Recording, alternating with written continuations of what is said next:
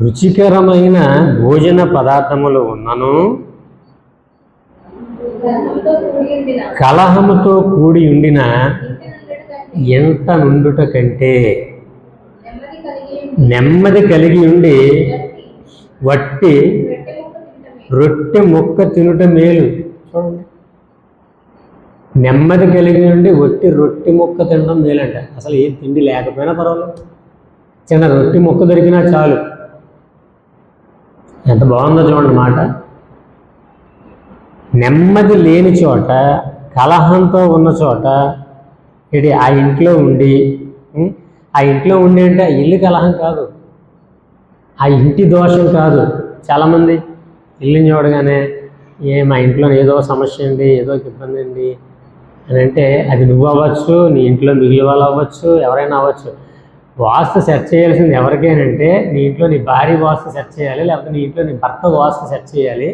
అంటే ఈ వాస్తు, ఈ మైండ్ అనే వాస్తు సెట్ చేయాలి. అంతే తప్ప ఈశాన్యంలో ఆ ఎత్తు ఉందంటే అది తగ్గించేసి, లేకపోతే ఆగ్నేయంలో అలా ఉండాలి, లేకపోతే నైరుతిలో ఎలా ఉండాలి అని అంటే ఈ నైరుతులు, ఈశాన్యాలు, ఆగ్నేయాలు ఇవి అవి మార్చుకొని చేసుకుంటూ పోతే అక్కడ తాపి మేస్త్రి లాభం పొందుతాడు.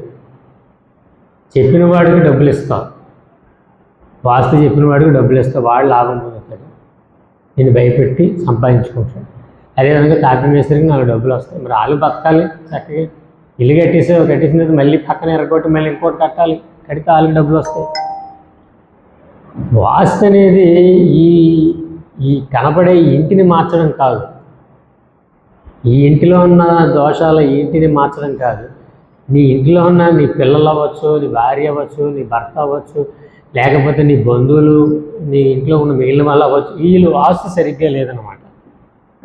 అందువల్ల కలహం ఇతనే వస్తాయి.